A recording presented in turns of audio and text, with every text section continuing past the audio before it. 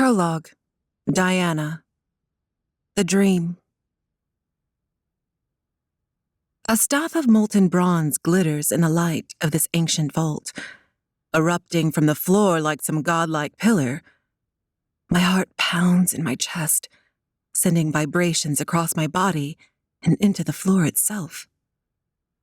I can practically hear the heartbeat, though that's likely because of the chamber's deathly silence. I take a step forward, and it echoes like a boulder crashing into the floor. I freeze, my arms splayed in a comically wide stance, as if to ward off the ruckus. My breath comes out in huffs, my eyes are wide with fright, and my limbs ache from wearing sporadic pieces of armor.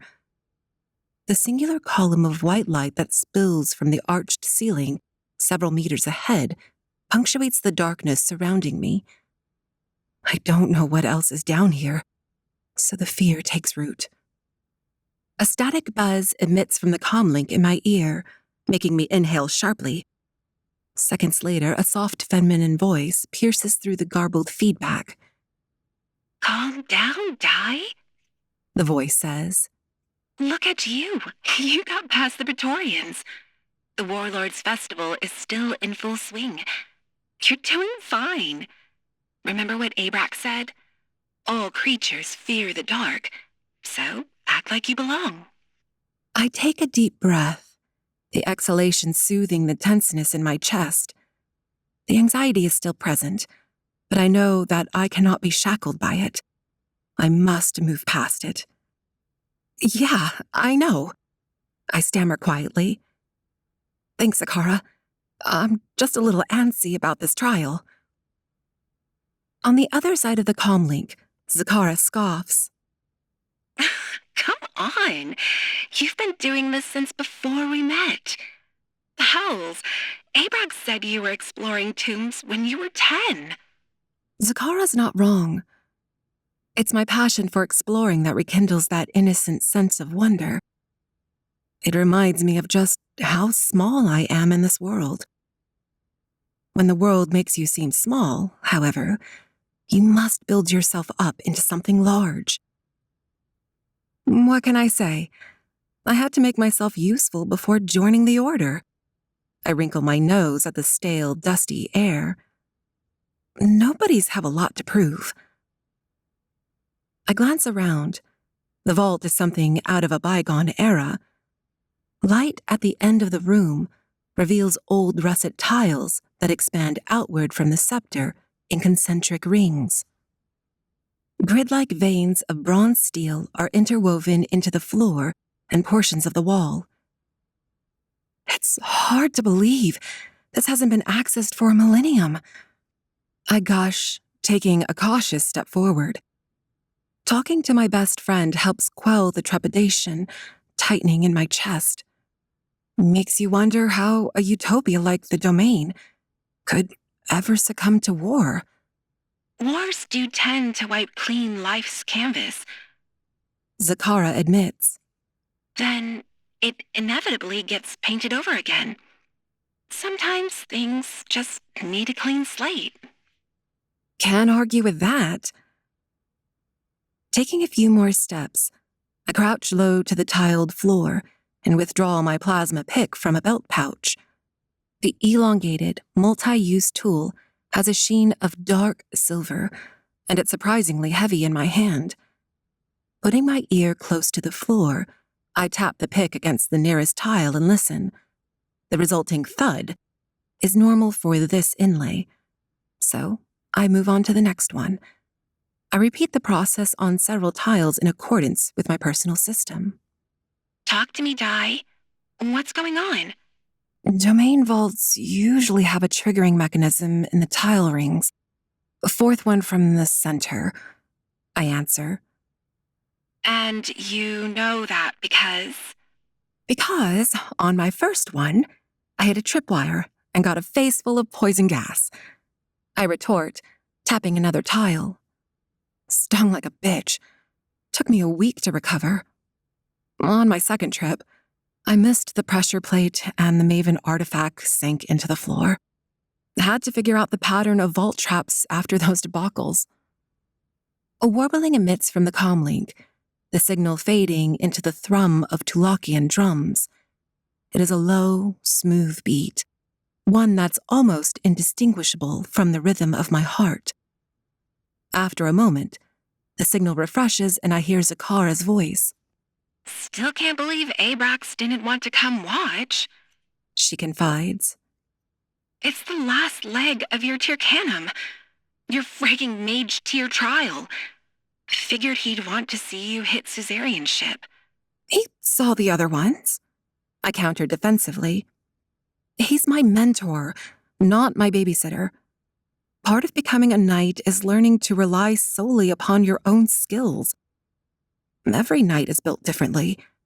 Abrax said that if I stay true to myself, I will succeed no matter the obstacle. I pause, then add. Plus, he and Mela are doing cuddly things. Zakara hums in consideration. And are you and Rom going to do anything coupley after this? My cheeks flush, and I almost drop the plasma pick. I stammer. He said we're going to celebrate in the Cinder Bazaar. He kept it vague, though. I saw the mischief in those smoky eyes of his. A giggle comes from the other end of the comlink. Oh, do tell me about those smoky eyes. When he looks at you, don't you just melt? Come on, Di. I live vicariously through you. That's enough out of you, I retort, my tone playful. Thinking of Romulus is a distraction. Abrax would kill me if I failed my Tyrcanum because of him. Figured he'd kill Rom first. Zakara points out. He's supposed to fill the role as the overprotective dad, right? I shake my head in amusement. I never knew my birth parents, but Abrax assumed that mantle when he found me. He showed me the path to build myself into something great, something otherworldly. A Maven Knight. Well, a Remnant Knight, to be specific. Years ago, he told me that we would usher in a new era of order and justice to Pangea, and that he wanted me as his protege. It was my clean slate. How could I say no? I press my ear lightly against another tile and tap it with my pick. Nothing. I take a deep breath and close my eyes. Tapping the pick against a tile in the third ring, I hear a faint echo emanate from beneath it. A grin spreads across my lips. Got it. Turning on the pick's flare of cerulean plasma, I trace the energy along the tile's perimeter. After a few cuts, I'm able to lift the tile and see the mechanism within. Despite the technological achievements of the old world, many of these vaults are secured by basic booby traps. The mechanical workings beneath the tile are bronze gears mixed with old hydraulics. What is it? Found some gears and conduits, I reply, following the mechanical lines to the right. Which means it's another gas trap. Zakara whistles. Phew, nice save. Steadying the pick in my hand, I use it to cut away one of the gears, which disables the entire system. I breathe out a sigh of relief. The hard part is done. You know, I say, standing from the floor and pocketing my pick, talking to you has made this way less stress. Click. I feel my boots sink a little into the floor. I close my eyes. Oh, shit. Lines of light burst forth from the walls on either side of me, dozens of them. Acting on instinct, I dive forward, rolling across the floor as pieces of my armor crack the ancient tiles. I stop just short of the scepter as an electric hiss emits from behind me. Di! Zakara's garbled voice cracks from the earpiece. What's going on? Her voice drowns in the flood of electric buzzing as the signal fails. That's just great. Down on one knee, I turn slowly and notice the pulsing, violet lines of a laser gate grid mere centimeters from my back. It's a secondary trap, and I fell for it. I groan in annoyance. Ugh, guess I'm on my own for this last bit, I mutter, turning away from the laser gate grid. I face the scepter squarely. It hasn't sunken into the floor yet, so that's a plus. My guess is that the old Mavens wanted to trap intruders with the weapon, for ease of capture. Unfortunately for me, none of the old-school Mavens are waiting in the wings to release me from this prison. Hells, not even the Tulakian warlord and his menagerie know this is down here. Zakara is in the palace, but she won't be able to get to me. Even if she could, I wouldn't want her to. This is my last mage tier trial. I must complete it alone. Placing my hands on my hips, I pace in a small circle around the staff. My heart hammers in my chest as I examine the bronze scepter. It extends into the air and reaches my shoulders, and I'm one of the tallest women in the order. Its length is inlaid with concentric rings and archaic symbols. The end of the scepter resembles a four-pronged crown. I hesitate for a moment. My hands extend cautiously, and I grip the haft. Nothing happens. I arch an eyebrow, still suspicious. With a soft tug, I pull the scepter from its resting place, but all is silent in the vault.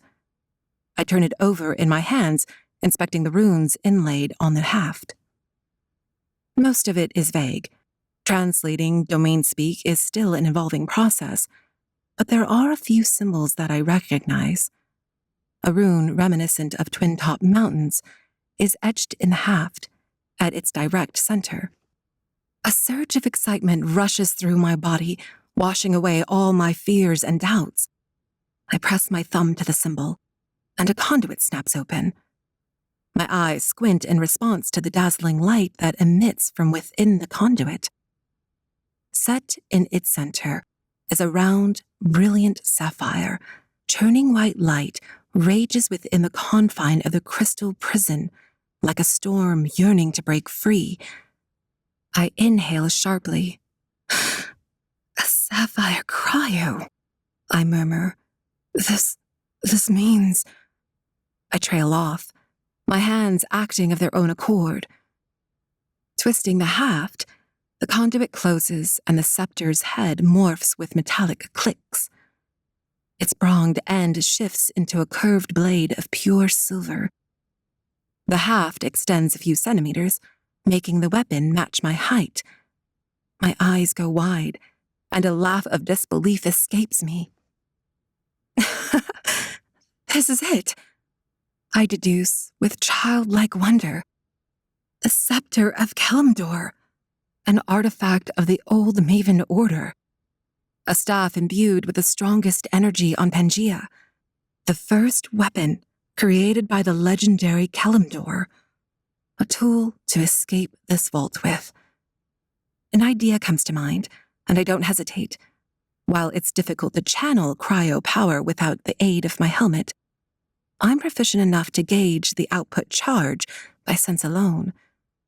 It's like sensing exactly how much weight you can carry before your muscles give out.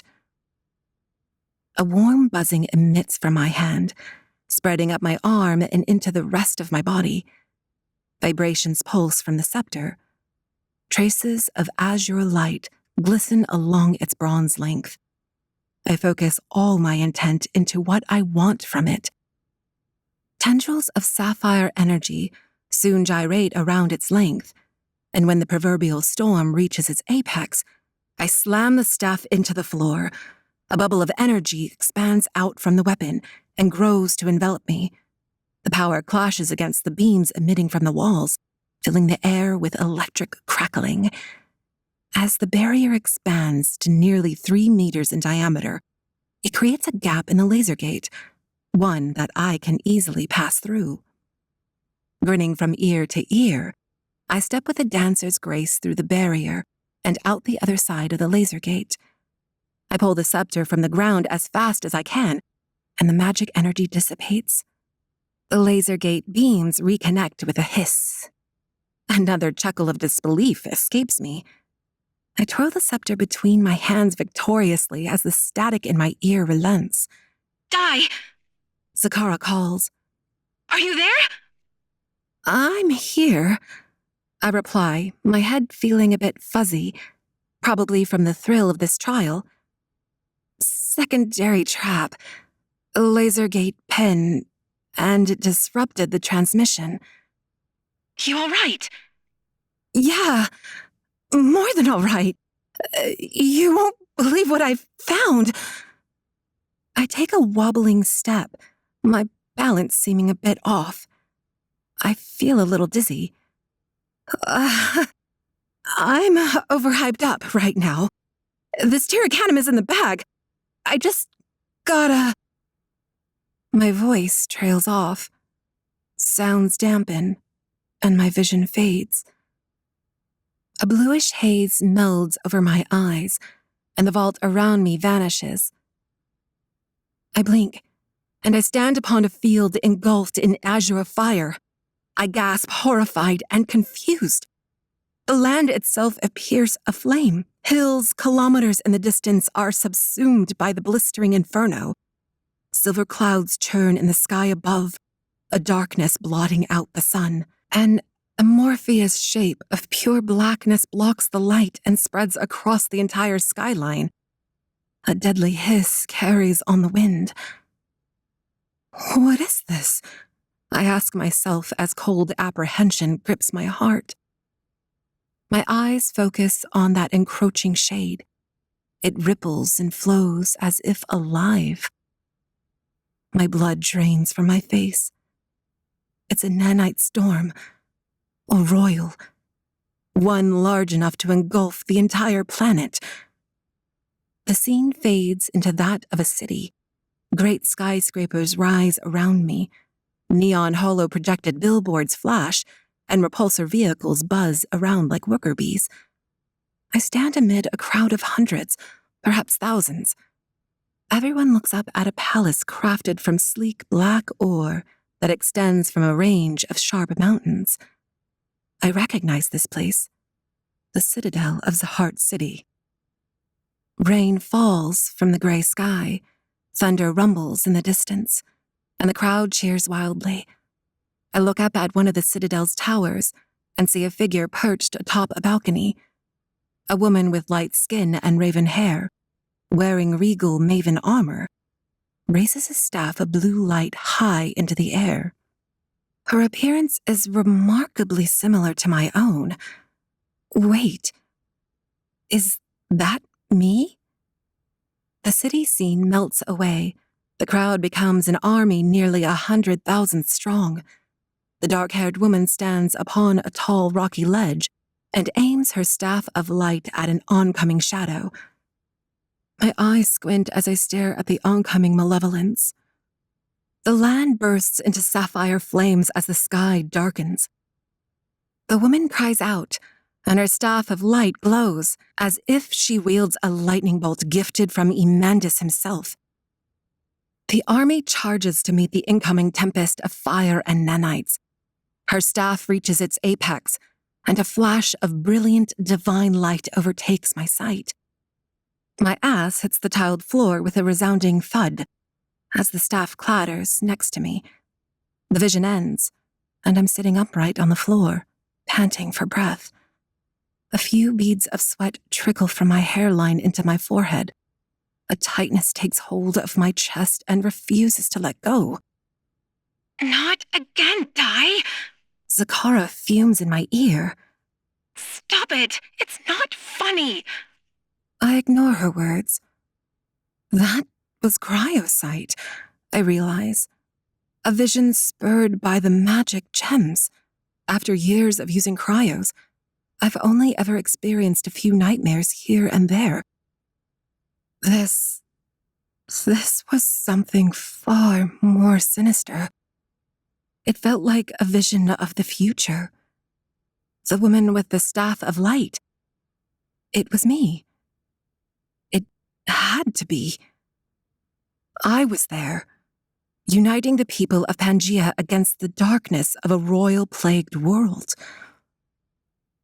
Recalling an old Maven legend, I whisper, "The daughter will be born with the hair of midnight, will wield the true staff of fire, and will bring about everlasting order to Pangaea." A prophecy from a bygone era, the legend of Imandias. What in the hells did you say? Zakara asks, her voice dripping with worry. "Sorry," I breathe, wiping the sweat from my forehead. "I'm okay. Just zoned out for a sec. We've got a lot to talk about once I'm out of here." Well, hurry up. I hate being in this damned palace. The comlink goes dark. Reverently, I grasp the scepter of Kalimdor and raise to one knee, my head bowed. The ancient Maven weapon feels heavier in my hand, a weight bearing down upon my very soul. I must believe in what the vision showed me. This is fate.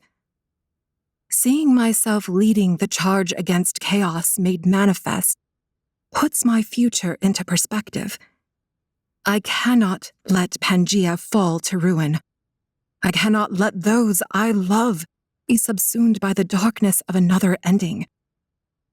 Standing to my full height, I roll my shoulders and stride with purpose towards the vault's entrance. The scepter pulses in my hands. I know what my destiny is.